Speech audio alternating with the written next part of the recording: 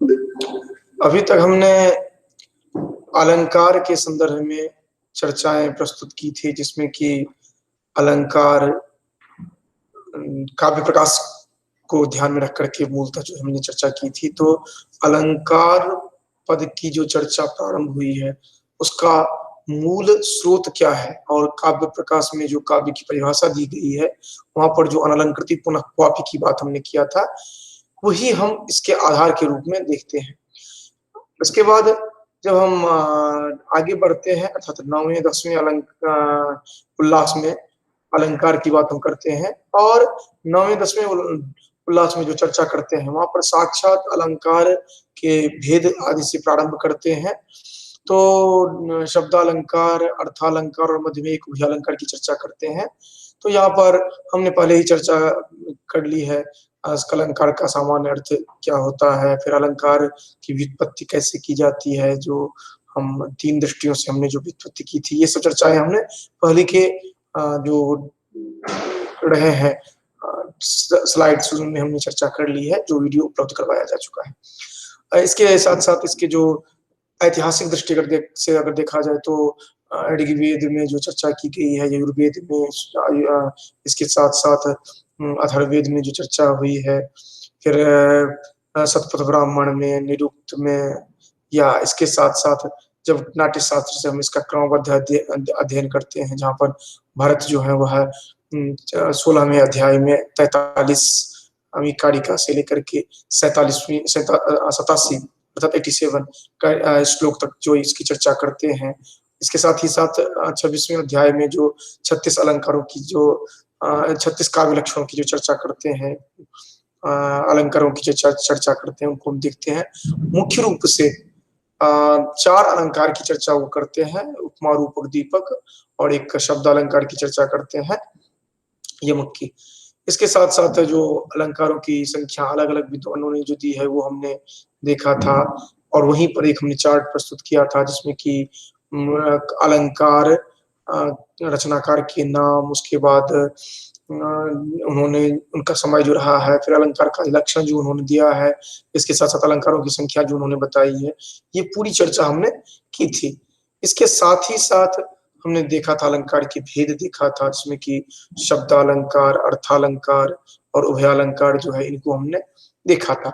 और ये देखने के बाद हमने फिर इसके जो अलग अलग विस्तार पूर्वक चर्चा है उसको हम देखना प्रारंभ किए थे, और उसमें आकर के हम देखते हैं जो कि जो अलंकार के जो भेद बताते हैं वहां वहीं पर हम अलंकार के लक्षण जो दिया गया है वहां पर उपकुर्वन्ति तम संतम येंगद्वारेण जातुचित, इसको हम देखते हैं, और वहीं पर अलंकार के भेद को बताते हैं। यद्यपि ग्रंथकार नहीं बताते हैं, वहां पर जो टीकाकार है आचार्य विश्वेश्वर आदि की जो टीका आपने देखेंगे वहां पर बताते हैं जो कि उपमा रूपकम चैव दीपको यमकस्तथा चत्वार एवालंकारा भरतेन निरूपिताः। उसके बाद ये तो भरत की बात करते हैं, उसके साथ साथ कहते हैं वामनेन त्रयत्रिंशत् भेदास्तस्य निरूपिताः पंचत्रिंशत् द्वधिश्चायं दंडिना प्रतिपादितः नवत्रिंशत् द्विधश्चायं भामहेन प्रकीर्तितः। तो इस तरह करके उन्होंने अलग भरत, दंडी, भामह, उद्भट, रुद्रट, उसके साथ बाद में आकर के मम्मट की चर्चा करते हैं, फिर जयदेव की चर्चा करते हैं। तो इस तरह से अलग अलग जो भेद बताए गए हैं उनकी चर्चा की जाती है। नवम उल्लास में जो 5 जो चर्चा करते हैं शब्दालंकार की, ये हम वहां पर देखते हैं। फिर यहाँ पर 61 वहां पर जो पुनरुक्तवद आभास है उसको उभयालंकार के अंतर्गत व्याख्यायित करते हैं। यद्यपि नव उल्लास में ही करते हैं लेकिन उभयालंकार के रूप में व्याख्यायित करते हैं।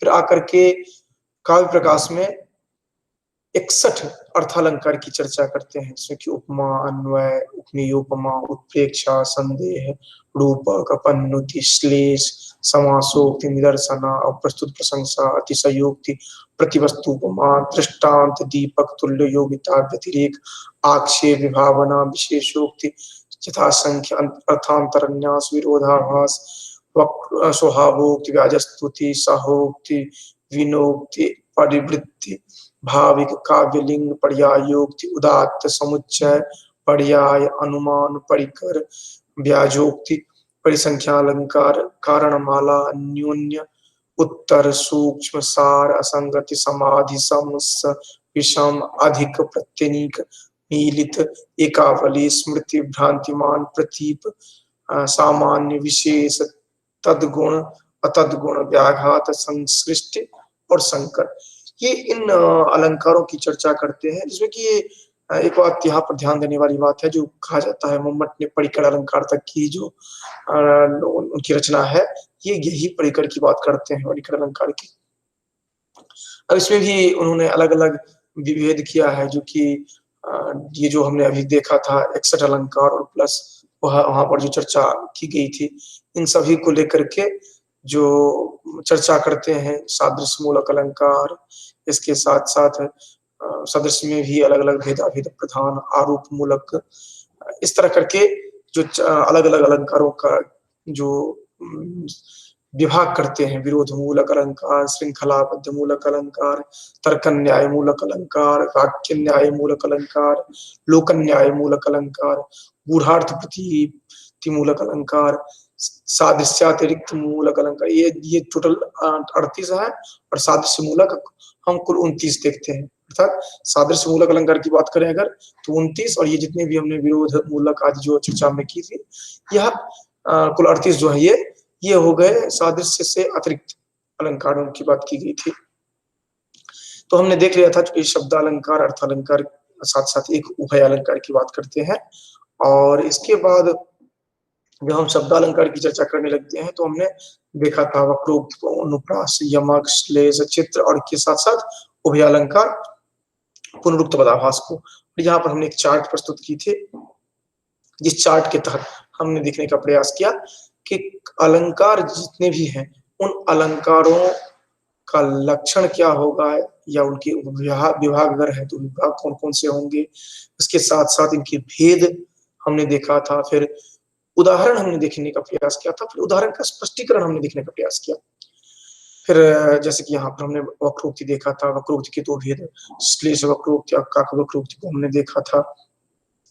इसके बाद अनुप्रास की बात की थी, तो हमने कहा था जो कि व्यंजन सादृश्य जहाँ पर होता है, स्वर के सादृश्य न होने पर भी, तो वहां पर वर्ण साम्यम अनुप्रास कह करके हमने देखा था। तो यहाँ पर उदाहरण हमने दिया था, लता कुंजन गुंजन मदवदली कुंजन चपल है, ये हमने उदाहरण देखा था। और कैसे यहाँ पर अनुप्रास अलंकार है, यह भी हमने चर्चा की थी। यहीं पर हमने चर्चा किया था कि साहित्य दर्पणकार जो है वह अनुप्रास को के कितने भेद करते हैं, क्योंकि आप यहाँ पर देखेंगे काव्य प्रकाश में तो 6 कवृत्ति का तो द्विधा कहते हैं, उसका फिर तीसरा लाटानुप्रास की बात करते हैं, जिसको पदानुप्रास आप कहते हैं। लेकिन यही जब आप आएंगे साहित्य दर्पणकार की बात देखेंगे, तो साहित्य दर्पणकार क्या करते हैं कि 5 भेद बताते हैं, जिसमें कि श्रुत्यानुप्रास और अंत्यानुप्रास जो है इसको जोड़ते हैं। इसके बाद हम यमक अलंकार की बात अगर करें तो सत्यर्थे प्रगर्थाया स्वर व्यंजन संहति क्रमेण तीनेवा वृत्ति यमकम निगद्यते, ये हमने देखा। यद्यपि यहाँ पर लक्षण कुछ अलग बताते हैं, ये ग्रंथकार जो है यहाँ पर अगर यमक की बात करें तो अर्थे सत्यर्थ भिन्नानाम वर्णानाम सापुनस्तुते, इस तरह करके बताते हैं यहाँ पर। तो ये इस तरह देखेंगे जहाँ पर कि होता क्या है कि अनुप्रास अलंकार में किसी एक वर्ण की आवृत्ति होती है, जबकि यमक अलंकार में क्या होता है कि काव्य सौंदर्य को बढ़ाने के लिए एक ही शब्द की बार बार आवृत्ति की जाती है। लेकिन यहाँ पर क्या होता है कि अर्थ अलग अलग होगा, प्रयोग किया जा गया जो शब्द है वो हर एक शब्द का अर्थ भिन्न, अलग अलग समय बार देखेंगे तो अलग अलग अर्थ अलग अलग हो जाएगा। अनुप्रास में ये नहीं है, अनुप्रास में अर्थ की बात वैसे नहीं करते हैं हम, लेकिन यहाँ पर क्या है कि अर्थ हर बार उसका अलग लिया जाएगा, एक अर्थ नहीं होना चाहिए वहां पर। और शब्द की कम से कम 2 बार आवृत्ति अगर होती है तो वह यमक अलंकार के अंतर्गत माना जाता है। इसके लिए एक उदाहरण देखते हैं हम, नव पलाश पलाश वनम पुर स्फुट पराग परागत पंकजम मृदुलतान्तलतान्तमलोकयत् ससुरभिं सुरभिं सुमनोहरे। यहाँ पर आप पलाश और पलाश दो बार आप आवृत्ति देख रहे हैं और दोनों ही बार इसका अर्थ अलग है, ठीक है। उसके बाद इसी तरह पराग और पराग देख रहे हैं, इसी तरह मृदुलतांत और लतांत इसको देख रहे हैं, फिर सुरभिम और सुरभिम ये दोनों का जो देख रहे हैं। तो यहाँ पर आवृत्ति और पृथक अर्थ होना यह दिखाते हुए बताया गया है कि यहाँ पर ये यमक अलंकार है। फिर अब श्लेष अलंकार को देखते हैं तो कहा गया था श्लिष्टे पदे रनेकार्था विधानी श्लेष स्थिति। यहाँ पर जब एक ही शब्द के दो भिन्न भिन्न अर्थ लिए जाते हैं तो वहां पर श्लेष अलंकार होता है और ये वर्ण प्रत्यय लिंग आदि के आधार पर अलग अलग इनके भेद होते हैं, जिसमें कि एक पद के आधार पर जो भेद है वो बताए गए हैं। स्वर पात्र भूषित निशेष परिजन देव विलसत करेणुगहनम संप्रति समवावयो सदनम। इसके प्रसंगानुसार दो अर्थ होंगे, एक राजा के अर्थ में और दूसरा जो होगा वह जो याचक है उसके अर्थ में। इसको एक चित्र अलंकार की बात की गई है, जो कि चित्र अलंकार में कहा गया है तच्चित्रम मित्रवर्णानाम खड्गाद्याकृति हेतुता। ये जो बताया गया है इसके बंध इस तरह के होंगे जो लगेगा जो कि वह खड्ग रूप में या मुरज रूप में, पद्म रूप में या सर्वतोभद्र रूप में वो दिखेगा। इसके बाद पुनरुक्तवादाभास जो कि कहा जाए तो वह अलंकार है जिसमें कि शब्द अलंकार जिसमें सुनने पर पुनरुक्ति सा लगे किंतु पुनरुक्ति होता नहीं, इसको पुनरुक्तवादाभास कहते हैं। यहाँ तक हमने शब्द अलंकार की चर्चा हमने की थी। इसका अर्थालंकार जो हमने देखा था उसमें अलग अलग अर्थालंकारों को देखा, जिसमें कि प्रथमतः आते हैं हम उपमा पर आते हैं और उपमा में आकर के हम देखते हैं क्योंकि उपमा में आकर के हम देखते हैं जो कि लक्षण दिया गया है साम्यम वाच्यम वही धर्म्यम वाक्य उपमा द्वयो। अर्थात एक वाक्य में जो कि उसके तुलना करेंगे और तुलना करेंगे इस तरह से जिसमें कि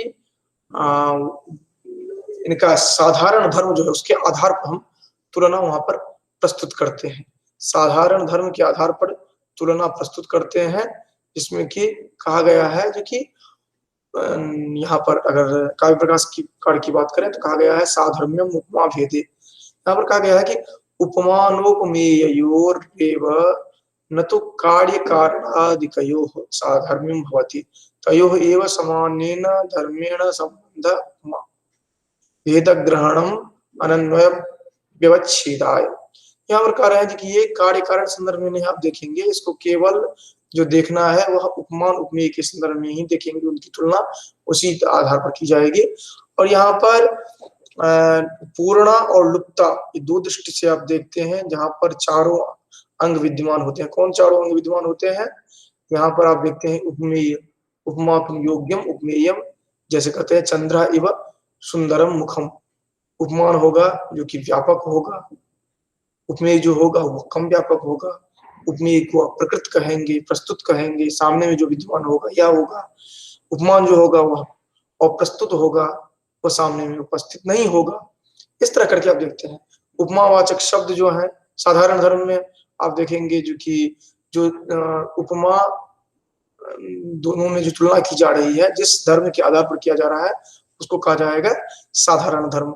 और वाचक शब्द होगा जो कि इनमें दोनों के जो बताए जाएंगे, अर्थात दोनों की जो तुलना की जाएगी वो जिस शब्द के द्वारा बताए जाएंगे उनको कहा जाता है वाचक शब्द। तो ये चारों जिसमें होंगे उनको पूर्णोपमा, और जहां पर चारों नहीं होंगे वहां पर लुप्तोपमा, अर्थात दो एक गायब हो, दो गायब हो, तीन गायब हो तो उनको लुप्तोपमा कहेंगे। और उदाहरण दिया गया मधुर सुधावदधरा पल्लव तुल्योतिपीलव पाणे चैतमृगलोचनाभ्याम सदर्शी चपले च लोचने तस्या। यहाँ पर क्रमशः अधर पाणी लोचन जो है उपमेय है और सुधा पल्लव चरितमृगलोचन ये उपमान है। मधुर अतिपीलव चपल उपमावाचक शब्द है। यहाँ पर वस्तुतः तुलना किया जाता है क्योंकि समान गुण वाले वस्तु या व्यक्ति से तुलना की जाती है। तो इस तरह से हमें ध्यान रखना है, इसके भेद को भी ध्यान में रखना है, पूर्ण उपमा, लुप्त उपमा, और इसके बहुत सारे भेद प्रभेद है। क्योंकि आप देखेंगे जो कि 5 प्रकार की धर्मलुप्तता देखेंगे आप, 4 प्रकार की वाचक लुप्तता देखेंगे, 2 प्रकार की उपमान लुप्तता देखेंगे, धर्म और वाचक दोनों में 2 प्रकार के भेद देख कर लुप्त होने की स्थिति को देखेंगे। इस तरह करके लुप्त उपमा के 19 भेद आप देखेंगे। लुप्त उपमा के कुल 19 भेद आप देखेंगे। यहाँ तक आपने उपमा अलंकार को देखा है। इसके बाद आएंगे आप रूपक अलंकार को देखते हैं। रूपक अलंकार में क्या होता है कि उपमेय में उपमान का आरोप किया जाता है। उपमेय में उपमान का आरोप किया जाए जहां पर, वहां पर रूपक अलंकार होता है। अथवा गुण की अत्यंत समानता के कारण, उपमेय में ही उपमान के रूप गुण की अत्यधिक समानता के कारण उपमेय पर उपमान का अभिध आरोप कर लिया जाता है। अर्थात रूप गुण आदि की समानता के कारण आ जाता है रूपकम रूपितारोपो विषय निरपन्नवे। और उदाहरण दिया गया है पातुगो जलदस्यामा। तो यहाँ पर जल का क्रमशः है जो उपमान है उसके रूप गुण की अधिकता के कारण जो यहाँ पर उपमेय पर साक्षात अभिध आरोप प्रस्तुत किया गया है। इसी तरह उत्प्रेक्षा अलंकार को देखेंगे, जो कि उत्प्रेक्षा अलंकार में क्या होता है कि संभावना व्यक्त की जाती है। ठीक है, संभावना व्यक्त की जाती है जिसमें भवेत संभावना उत्प्रेक्षा प्रकृतस्य परात्मना। प्रकृति जो है अर्थात उपमेय, परात्मना अर्थात दूसरा जो है मतलब उपमान, उसके द्वारा अर्थात उसके समान हो ऐसी उपमेय में संभावना कर ली जाती है। और यहाँ पर कहा गया है मन्येशं के ध्रुवं प्रायो नूनमित्य परमात्मना। आचार्य दंडी का भी संदर्भ यहाँ पर प्राप्त होता है। और उदाहरण देखते हैं हम, लिम्पति तमोंगानि वर्षति वाञ्छनम नवः असत्पुरुष सेवेव दृष्टि विफलितागता। ये इस तरह आप जो देखते हैं जो उपमेय की संभावना उपमान के समान कर लिया जाता है, यह उत्प्रेक्षा अलंकार में ऐसा होता है। इसके बाद आप देखते हैं जो कि उत्प्रेक्षा अलंकार के भेद अगर की बात अगर करते हैं तो वस्तुत्प्रेक्षा, हेतुत्प्रेक्षा, फलोत्प्रेक्षा आप देखते हैं। वस्तुत्प्रेक्षा जहां पर प्रस्तुत में अप्रस्तुत की संभावना दिखाई पड़ती है, वहां पर वस्तुत्प्रेक्षा होता है। अहेतु में हेतु की संभावना दिखाई पड़ती है, अर्थात वास्तविक कारण को छोड़कर अन्य हेतु मान लिया जाता है, वहां पर हेतुत्प्रेक्षा होता है। इसी तरह फलोत्प्रेक्षा में वास्तविक फल के न होने पर भी उसी को फल मान लेना फलोत्प्रेक्षा है। तो इस तरह आप 3 प्रकार के इसके भेद को देखते हैं। फिर उसके बाद आप देखते हैं जो कि समासोक्ति। समासोक्ति कहाँ पर होता है, जो कि प्रस्तुत वृत्तांत से अप्रस्तुत वृत्तांत की प्रतीति कर लेना। कहा गया है परोक्तिर्भेद श्लिष्टे समासोक्ति, अर्थात प्रकृतार्थ प्रतिपादक वाक्य जो है उसमें श्लेष के माध्यम से जो यह मान लिया जाता है, प्रस्तुत से अप्रस्तुत को मान लिया जाता है, ये जो है वह समासोक्ति है। यहाँ पर ऐसे उदाहरण देखते हैं, लब्धवत बाहुस्पर्श यस्यासकोपिल्लास जय लक्ष्मी स्तविरहे नखल उज्ज्वला दुर्बला ननुषा। यहाँ पर जय लक्ष्मी जो है वह केवल कांता वाचक नहीं हो करके वह अन्य प्रियता वाचक भी हो जा रहे हैं इसी तरह से। इसके तो अपन्नति अलंकार को देखते हैं कि जब कैसे सत्य वस्तु को छिपा कर उसके स्थान पर अगर कोई अन्य जो सत्य नहीं है उसकी स्थापना की जाती है, वहां पर अपन्नति अलंकार होता है। अपन्नति अलंकार कहा जाता है गोपन, जहां पर गोपन किया जाता है उसको कहा जाता है अपन्नति। अब यह अलंकार जो है यह उभय अलंकार है, अर्थात यहाँ पर उभय अलंकार का एक अंग कहा जाता है इस तरह से, जो कि जहां पर उदाहरण दिख दिया गया है नेदम नभो मंडलमंबुराशिर्नीता सतारा नवफीन भंग नायम शशि कुंडलित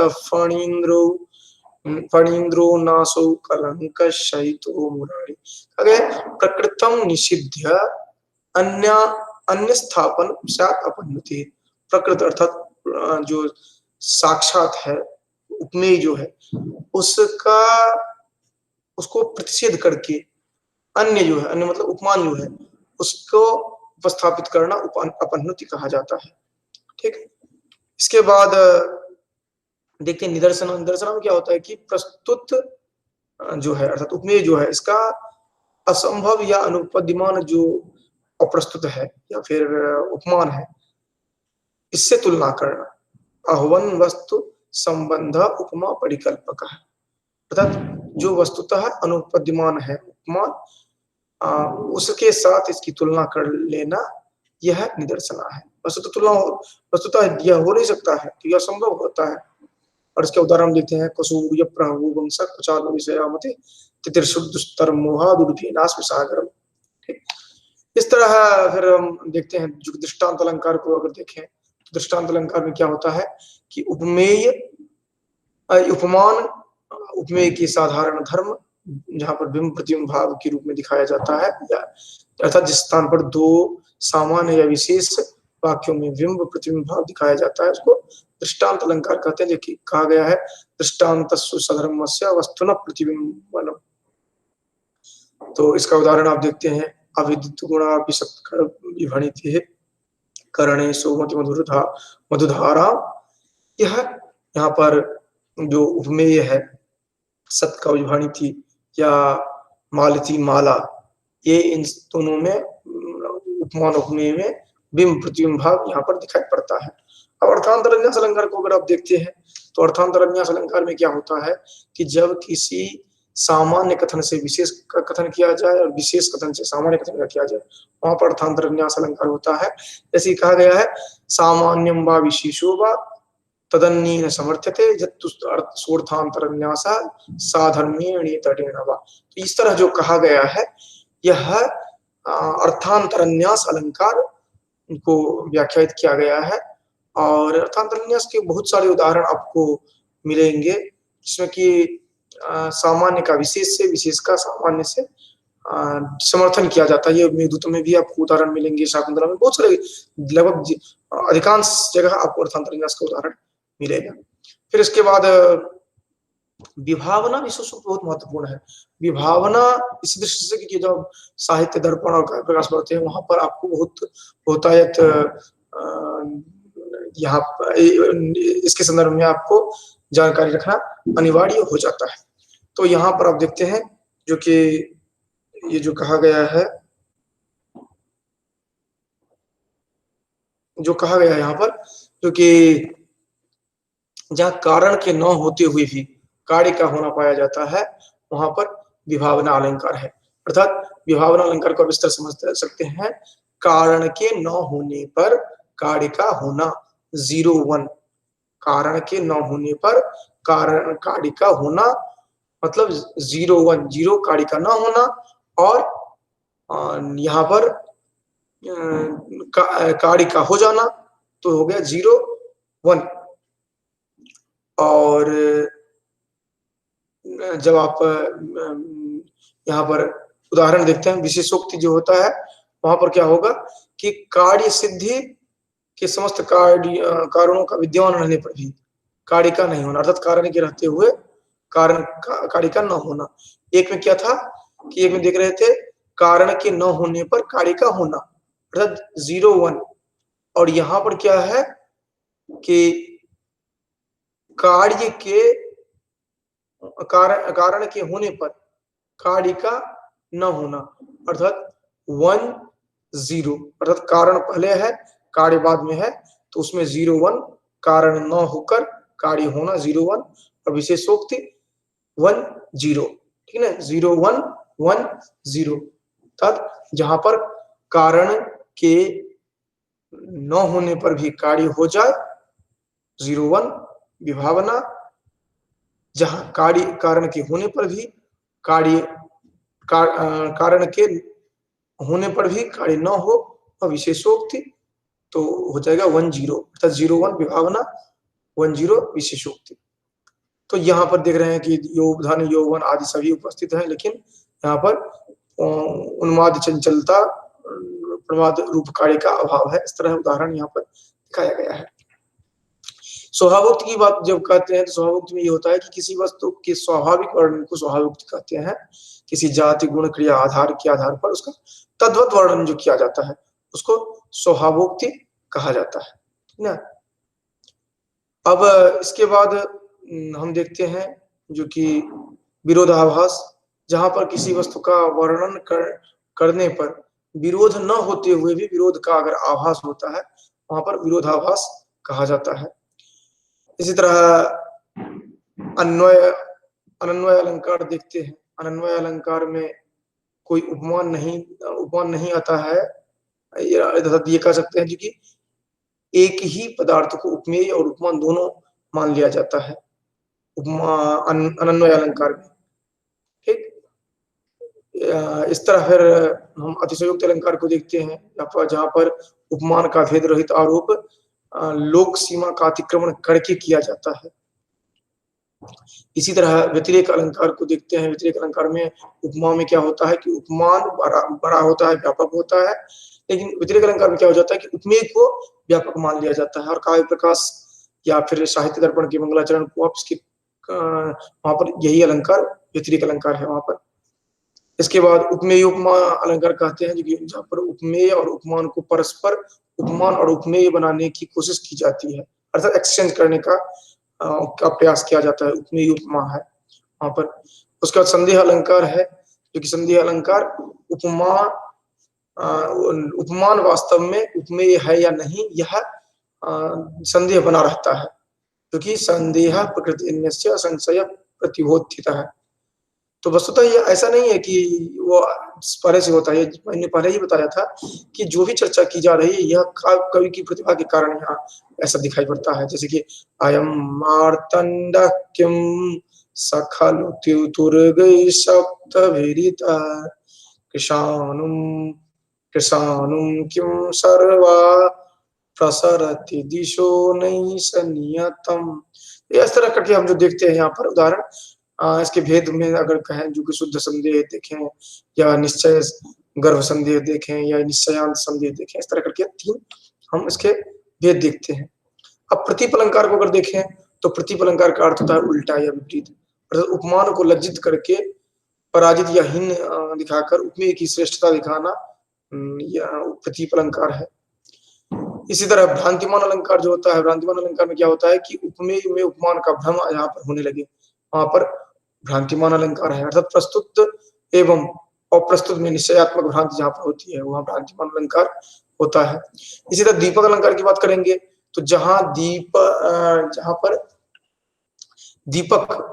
पर प्रस्तुत और अप्रस्तुत का एक ही धर्म स्थापित किया जाए, प्रस्तुत और अप्रस्तुत का एक ही धर्म स्थापित किया जाए, वहां पर दीपक अलंकार होता है।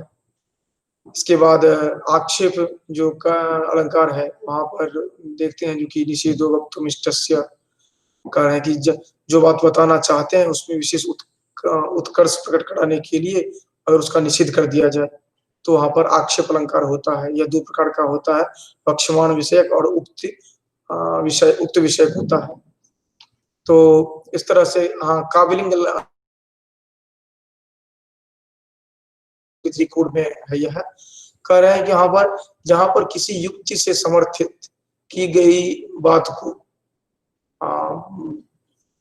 प्रस्तुत किया जाता है वहां पर काव्यलिंग अलंकार होता है, अर्थात जहां पर किसी बात के समर्थन किए करने के लिए कोई न कोई युक्ति या कारण दिया जाता है।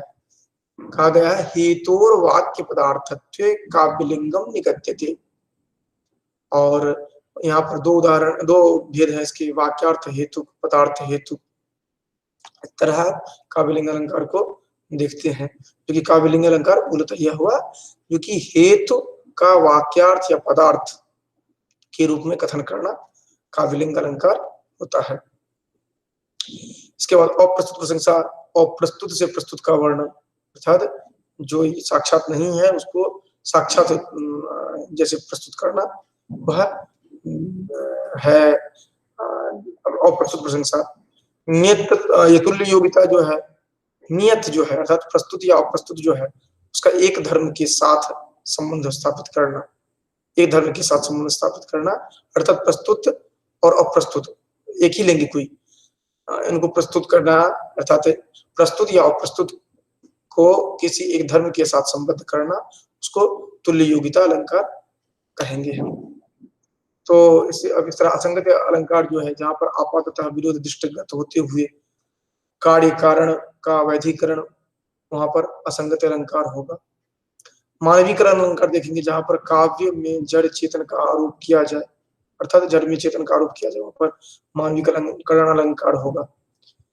उल्लेख अलंकार की बात करेंगे, जहां पर किसी एक वस्तु को अनेक रूपों में ग्रहण किया जाए तो उसे उसके अलग अलग भागों में बंटने को उल्लेख कहेंगे, अर्थात जब किसी एक वस्तु को अनेक प्रकार से बताया जाए वहां पर उल्लेख अलंकार होता है। अन्योक्ति अलंकार, जहां पर किसी उक्ति के माध्यम से किसी अन्य कोई बात जो है उसको स्वीकार किया जाए, कही जाए, प्रस्तुत किया जाए, वहां पर अन्योक्ति अलंकार होता है। तो इस तरह और इस तरह हमने जो अलंकारों को देखा। इसके साथ साथ एक हम देखते हैं अलंकार, क्योंकि लास्ट में चर्चा उन्होंने किया है, अर्थात 10वें उल्लास के अंत में वो चर्चा करते हैं, जो संकर और संसृष्टि अलंकार की बात करते हैं। संकर संसृष्टि अलंकार की बात करते हैं। वस्तुतः जैसे कि नाम से यह स्पष्ट है, नाम से जैसे ये किया स्पष्ट है, संकर अलंकार जो होगा वह दो का मिक्स रूप होगा, दो का आप कह सकते हैं। ये संश्लिष्ट अलंकार खास करके हम चर्चा करते हैं। संश्लिष्ट अलंकार जो है, संश्लिष्ट अलंकार के लिए कहा गया श्रेष्ठा संसृष्टि रेतेषां भेदेन यदि स्थितिः, अर्थात संश्लिष्ट अलंकार जो है वह कहाँ पर होता है, जहां पर कि ये जो अलंकार है यहाँ पर काव्य और वाक्य भेद से जो स्थिति है, अर्थात दो या दो से अधिक अलंकार, दो या दो से अधिक अलंकार जो होंगे वह जब एक साथ एक जगह उपस्थित होंगे तो वहां पर संसृष्टि नामक अलंकार होगा, अर्थात जहां पर शब्दालंकार और अर्थालंकार भी जो हमने चर्चा किया था इससे पहले, क्योंकि नवम तथा दसम उल्लास में कहेगा जो शब्दालंकार और अर्थालंकार जो है, इन दोनों के मिक्स होने पर जो दोनों का एक साथ जुड़ करके जो प्रस्तुति कहीं पर होती है वह संश्लिष्ट अलंकार के लिए कहा गया है। इसके बहुत सारे उदाहरण है, जो कि शब्दार्थ अलंकार संश्लिष्टि, इसी तरह अर्थालंकार संश्लिष्टि, इस तरह करके अलग अलग हम देखते हैं, या शब्दालंकार अर्थालंकार दोनों की संश्लिष्टि, इस तरह करके हम अलग अलग देखते हैं। लेकिन संकर अलंकार क्या है कि अविश्रांति जुषाम जुषामात्यन्य अंगांगी अंगांगित्वम तो संकर है। तो कह रहे हैं यहाँ पर जो कि संकर अलंकार का क्या अभिप्राय है कि अनेक अलंकारों के का एक वाक्य में स्थित हो जाना जो है वो संश्लिष्ट और संकर दो अलंकार माने जाते हैं, जहां पर कि अनेक अलंकार परस्पर निरपेक्ष रूप से दिखाई पड़ते हैं, वह संश्लिष्ट अलंकार है। क्या संश्लिष्ट अलंकार की परिभाषा जो चर्चा कर रहे थे वहां पर है। लेकिन संकर अलंकार क्या होता है कि जहां पर अलंकार सापेक्ष स्थिति होते हैं वहां पर संकर अलंकार माना जाता है, अर्थात एक तो वह निरपेक्ष रूप से वो विद्यमान होंगे तो संश्लिष्ट होंगे, सापेक्ष अगर विद्यमान होंगे तो वहां पर संकर अलंकार होगा। एक होगा जो कि संश्लिष्टि तो वहां पर होगी जो निरपेक्ष होंगे, दोनों में दो से अधिक होंगे, लेकिन एक में सापेक्ष होंगे और एक में निरपेक्ष होंगे, एक में सापेक्ष होंगे। अब कैसे हो रहा है देखिए, जो कि जैसे एक उदाहरण हम लेते हैं, यहाँ पर कहा गया है, उदाहरण एक शंकर का उदाहरण दे रहे हैं आत्ते सीमंतरत्ने मरकतनी मरकतिनी हृते हेमताट हेमताटंक पत्र। ये उदाहरण जो दे रहे हैं यहाँ पर, उदाहरण में आप देखते हैं जो कि यह सापेक्ष रूप से यहाँ पर विद्यमान है, न कि निरपेक्ष रूप से। सापेक्ष रूप से विद्यमान है मतलब क्या, एक दूसरे से संबंध रखता है, उसके अनुरूप ही यहाँ पर यह हो पाता है, क्योंकि यहाँ पर निरपेक्ष रूप से उसको नहीं देखा जा सकता है। तो इस तरह से हमने देखा था जो कि संकर और संश्लिष्ट अलंकार क्या है, इसको हम विस्तार पूर्वक हमने देखा भी। तो ये आज जो हमने चर्चा की वह अर्थालंकार और शब्दालंकार जो है इनके संदर्भ में हमने चर्चा की। अब एक बार हम संक्षेप में संपूर्ण अलंकारों को हम देख लेंगे।